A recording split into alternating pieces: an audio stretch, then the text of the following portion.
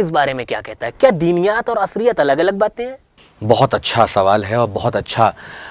نقطۂ نظر، اس پر ضروری ہے کہ اس پر ایک نقطۂ نظر پیش کیا جائے تاکہ سب کے ذہن میں یہ بات بیٹھ جائے کہ اسلام علوم جو علم ہے وہ اس کو اللہ کی ایک عظیم نعمت قرار دیتا ہے، اور اسلام کیونکہ تمام شعبۂ حیات سے ڈسکشن کرتا ہے، جتنے بھی ڈپارٹمنٹس آف لائف ہیں وہ سب اسلام کے انڈر ہیں، لہذا اسلام یہ نہیں کہتا ہے کہ ہمارا کام فقط تمہیں دینیات سکھانا ہے، اور بایولوجی پڑھنا یا فزکس پڑھنا یا کیمسٹری پڑھنے سے اسلام کا کوئی تعلق نہیں ہے، بلکہ اسلام کہتا ہے کہ فزکس اور کیمسٹری اور میتھمیٹکس بھی دینی علم ہے، اس لیے کہ ہر وہ علم جو انسان کو خود اپنی معرفت کرائے، اس کے رب سے قریب کرے اور لوگوں کے لیے فائدہ مند ہو، وہ خدا کی طرف سے ہے اور وہ اسلامی ہے۔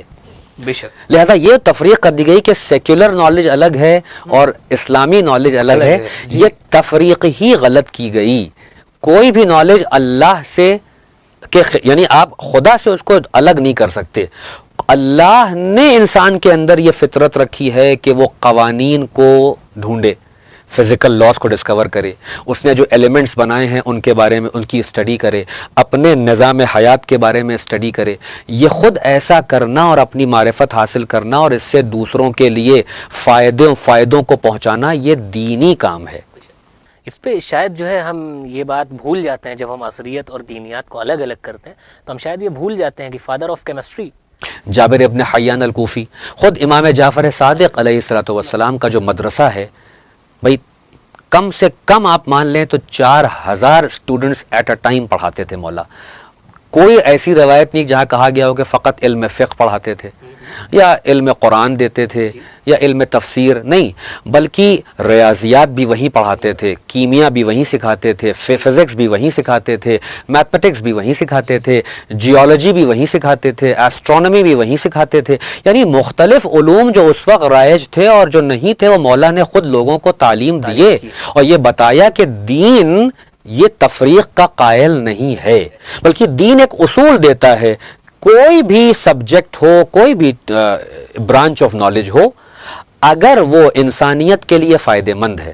اور اس کو سیکھنے سے انسان اپنی اصلاح کر سکتا ہے اور معاشرے کو فائدہ پہنچا سکتا ہے، اس کا سیکھنا ضروری ہے۔ اگر تم انٹرسٹ رکھتے ہو تو جاؤ، یعنی کیوں نہیں ایک اسلامی ڈاکٹر بنتے ہو، کیوں نہیں ایک اسلامی انجینئر بنتے ہو؟ اس سے مراد یہ نہیں ہے کہ آپ نے پھر ٹھپا لگا دیا اسلام کا، نہیں، بلکہ ہم اس سے یہاں یہ بات کہنا چاہیں گے کہ باقی جو ایک انجینئر ہے جو انجینئر ہے، اس کا پیشہ ہے، اس نے علم حاصل کیا، وہ انجینئر ہے، مگر اگر کوئی مسلمان انجینئرنگ حاصل کرے اور بے شک کرے تو وہ اسلامی قوانین کی بنیاد پر انجینئرنگ کو استعمال کرے گا، یعنی کوئی ایسا کام نہیں کر سکتا کہ اس کی انجینئرنگ کی بنیاد پر سماج کو اور انسانی معاشرے کو نقصان پہنچے، حتیٰ کہ پیڑ یا پودوں یا درختوں یا جانوروں کو بھی اگر کسی سے نقصان پہنچتا ہے تو اسلام اس پر قدغن لگائے گا کہ یہ علم ویلیو اورینٹڈ نہیں رہا۔ یہ مطلب ہے ایک اسلامی علوم کے دائرے میں آنا۔ اور یہاں تک آگا اس بات کو کلیئر کرتے چلیں کہ جب ہم اس چیز کی بات کرتے ہیں، جیسے ابھی آپ نے لفظ استعمال کیا اسلامی انجینئر،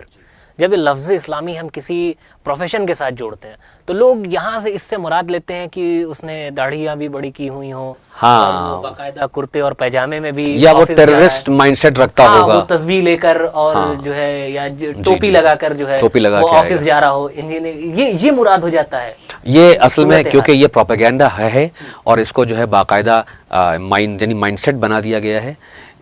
اسلام وہی بات ہے کہ اسلام کسی مذہب سے کسی لباس سے بحث نہیں کرتا ہے۔ اسلام نے ایک فریم ورک دیا ہے، وہ فریم ورک ہے، یعنی اسلامی ڈاکٹر سے مراد یہ ہے کہ اگر کوئی ڈاکٹر جو دنیاوی ڈاکٹر ہے وہ کسی خاص موقع پر کہ جہاں پر اس کے علم کی ضرورت ہے اور باقی سب فیل ہو گئے ہوں تو اس کا دنیاوی تقاضا یہ ہے کہ زیادہ سے زیادہ پیسہ لو، کیونکہ اب یہ پیشنٹ اور کہیں نہیں جا سکتا۔ مگر اسلامی ڈاکٹر جو ہوگا وہ یہ کہے گا کہ خدا نے یہ اس بندے کو تمہارے پاس بھیجا ہے اور تم کو شفا کا ذریعہ بنایا ہے، لہذا اگر اس کے پاس مال نہیں ہے، پیسہ نہیں ہے زیادہ، تو تم اس کے مال کی بنیاد پر اس کا علاج نہیں کرو بلکہ محبت خدا کی بنیاد پر اور انسانیت کی محبت کی بنیاد پر اس کا علاج کرو، کیونکہ اللہ نے تم کو ایک فریضہ عطا کیا ہے، تم کو علم دیا ڈاکٹری کا. یہ ہے تفریق، یہ ہے فرق دوسروں میں اور